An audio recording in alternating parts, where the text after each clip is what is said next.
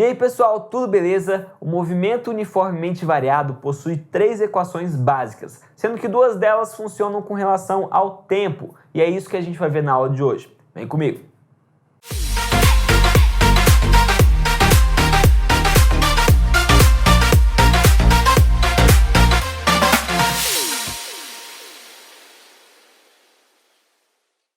Então galera, como a gente falou na última aula, para o movimento uniformemente variado, MUV, existem 3 equações básicas que a gente vai utilizar. Na aula de hoje, a gente vai ver essas funções horárias, ou seja, funções que dependem e variam com o tempo, tá? Então o tempo precisa estar presente nessas funções para que elas sejam funções horárias. E quais são elas? São as funções da velocidade e a função da posição. Velocidade a gente viu na última aula, V igual a V0 mais AT. E se você lembrar da correlação que fizemos para o movimento uniforme, aqui a gente também tem a mesma correlação. Dessa vez a função da velocidade, ela também vai ser uma função de primeiro grau.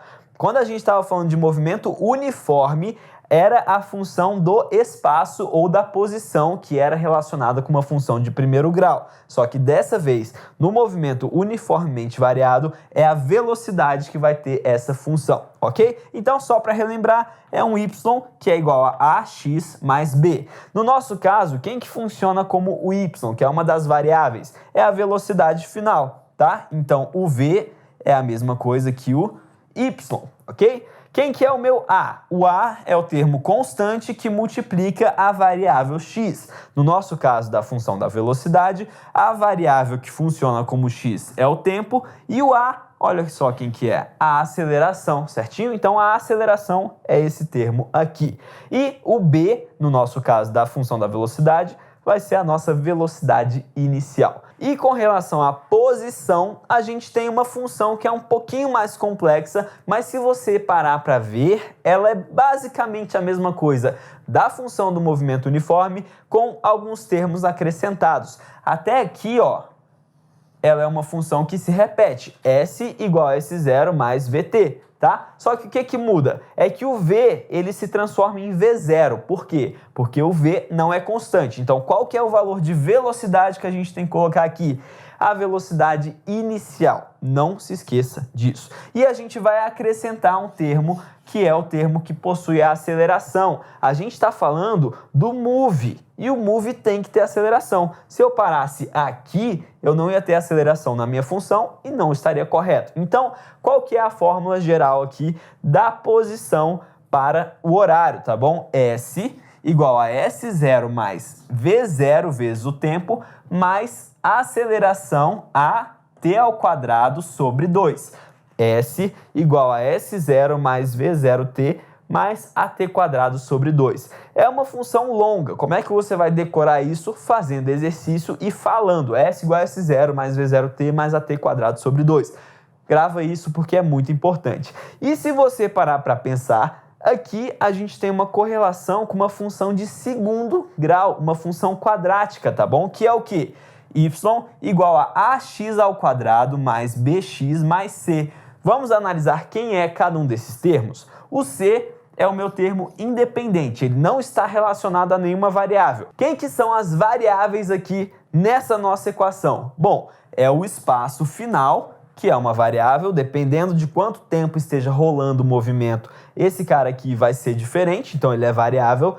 O espaço inicial é de onde ele saiu, isso não muda, é uma constante. A velocidade inicial é o valor da velocidade que ele começou o movimento, também não muda, é constante. O tempo vai mudar, eu posso deixar rolando mais tempo ou menos tempo. Então o tempo é variável. E a aceleração? Pessoal, você tem que lembrar que no move a aceleração é constante também. Então isso aqui vai ser um termo constante. Então analisando cada um dos termos para a equação de segundo grau, o termo independente C vai ser igual ao espaço inicial, que não multiplica nenhuma variável. O termo que multiplica a variável elevada à potência 1, né, só o x, sem ser o x ao quadrado, é o b. E o b, no nosso caso, é quem está multiplicando o t sem o quadrado, que é o v0, velocidade inicial. Presta atenção, por favor, respira, dá aquela respirada para analisar quem que é o a. O a é o termo que multiplica o x ao quadrado. Quem que é o x ao quadrado na nossa função da posição? É o t quadrado. Então, quem que é o meu coeficiente a aqui?